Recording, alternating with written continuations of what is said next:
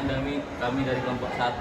Nah, di sini kami akan menjelaskan tentang apa itu sih constitutional engineering. Nah, sebelumnya perkenalkan, nama saya Muhammad Alfian Farhan. Perkenalkan, nama saya Esa Purwata. Perkenalkan, nama saya Anggara Rahmawati Asyad Panco.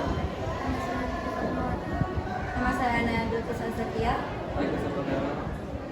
Nah, tadi Bapak itu kan menjelasin kan apa sih itu constitutional engineering. Nah, kalian tuh paham gak sih? Sebenarnya itu tuh kurang paham sebenarnya. Kalian tuh bisa gak ngejelasin dari awal sampai selesai? Kalau aku cuma tahu tentang pengertiannya aja. Constitutional engineering adalah proses perancangan atau perbaikan institusi politik dan sistem ketatanegaraan melalui perubahan aturan konstitusional maupun institusi politik. Sistem ini dapat menciptakan stabilitas politik, mendorong demokrasi yang efektif, dan juga menyesuaikan institusi negara dengan kebutuhan sosial politik masyarakat. Istilah ini sering dipakai dalam konteks negara yang mengalami transisi demokrasi, konflik etnis, atau perombakan besar dalam sistem politik. Aku tadi juga ini sih tentang pendekatan utama dalam constitutional engineering menurut beberapa ahli.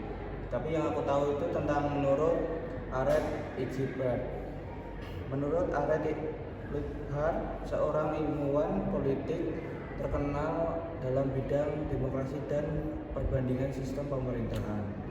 Terdapat dua pendekatan utama dalam constitutional engineering, yaitu satu, pendekatan mayoritarian, bisa disebut juga mayoritas atau sistem pemenang.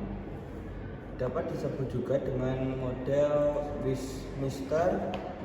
Pendekatan ini menekankan pada prinsip-prinsip pemenang mengambil semua dan mempunyai ciri-ciri: satu, pemerintahan oleh mayoritas sederhana atau 50% plus 1.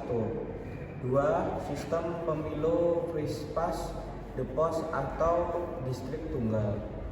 Tiga, eksklusif dominan, kabinet dipimpin oleh partai mayoritas. Empat, parlementer bersifat dua partai. 5. Sentralisasi kekuasaan unitarianisme. 6. Konstitusi fleksibel dan tidak banyak veto player, dan mempunyai tujuan efisiensi pemerintahan, stabilitas, dan pengambilan keputusan yang cepat.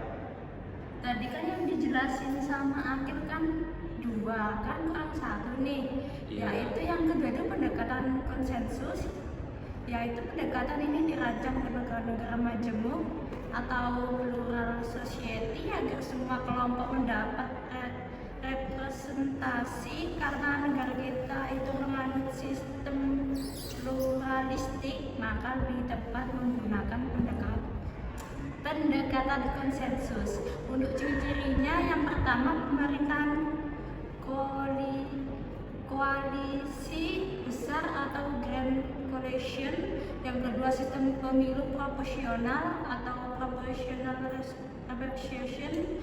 Yang ketiga kekuasaan tersebar secara horizontal dan vertikal, federalisme dan otonomi. Yang keempat kekuasaan veto untuk kelompok minoritas. Yang kelima konstitusi rigid dan pengadilan konstitusi yang kuat. Nah, tadi Bapak itu sebenarnya ngejelasin sih unsur-unsur para beberapa ahli ya. Tapi yang paling kuinget tuh menurut Liphart.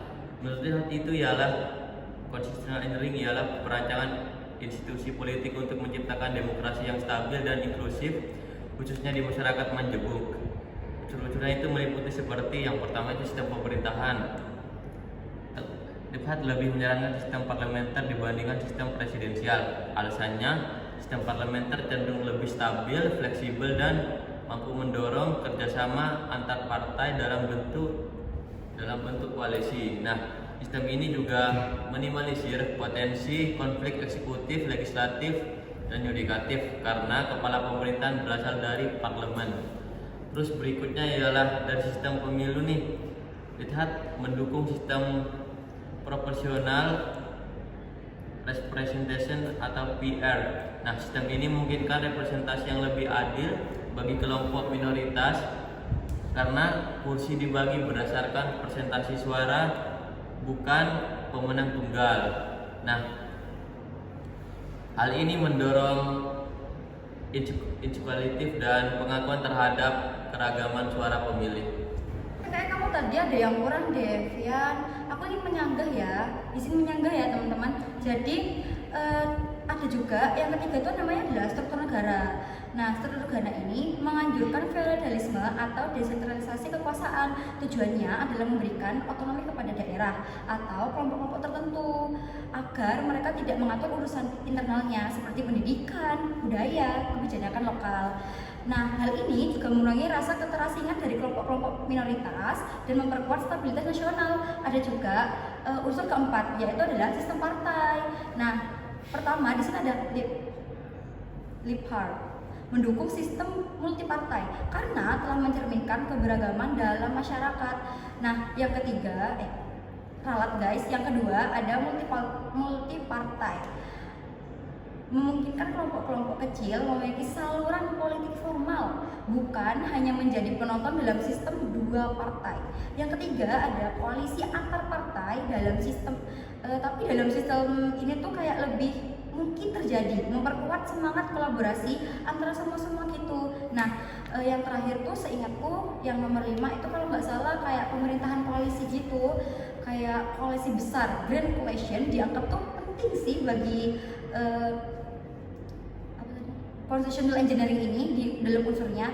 Nah, karena dalam masyarakat majemuk pemerintahan tidak seharusnya hanya didominasi satu kelompok saja. Itu nggak boleh ya.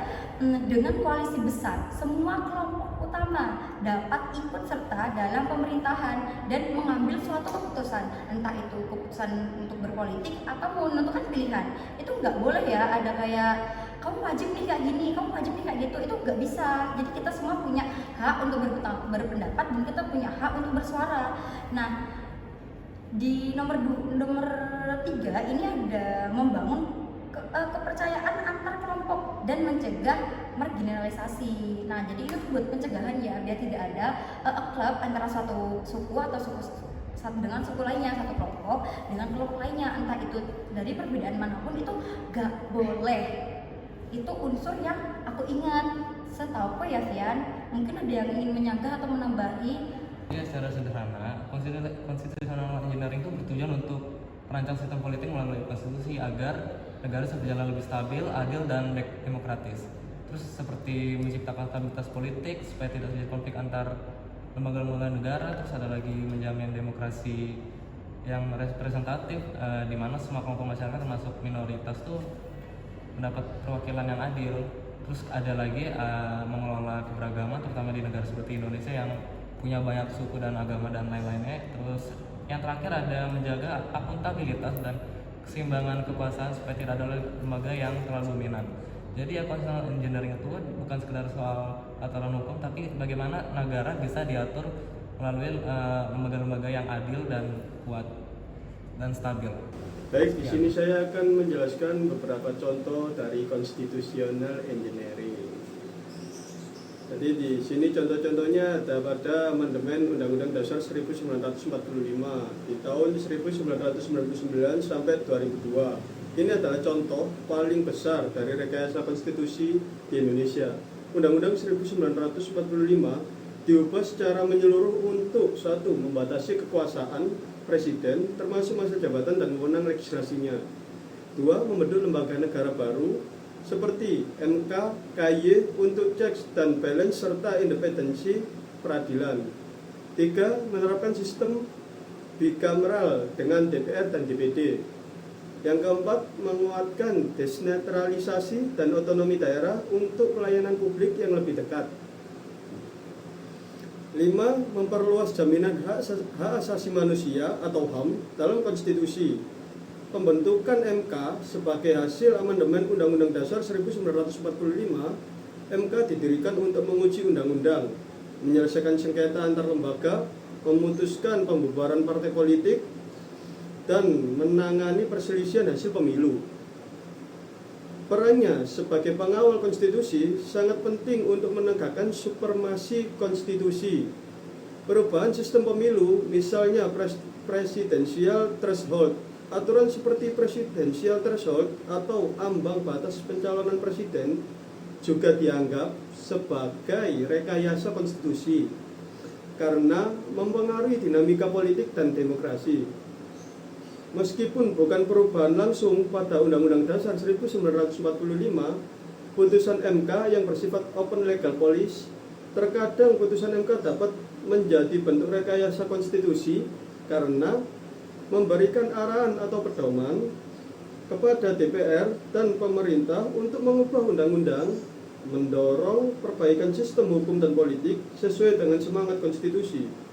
Secara keseluruhan, constitutional engineering di Indonesia telah berperan penting dalam mentransformasi sistem ketatanegaraan pasca reformasi menjadi lebih demokratis, transparan, dan akuntabel. Jadi di sini kesimpulan dari constitutional engineering di Indonesia menjadi instrumen penting dalam membangun demokrasi pasca Orde Baru. Perubahan fundamental pada konstitusi dan hukum politik telah membawa kemajuan, namun juga memunculkan tantangan baru. Oleh karena itu, setiap rekayasa konstitusional harus mempertimbangkan aspek legitimasi publik, partisipasi politik, dan nilai-nilai demokrasi substantif.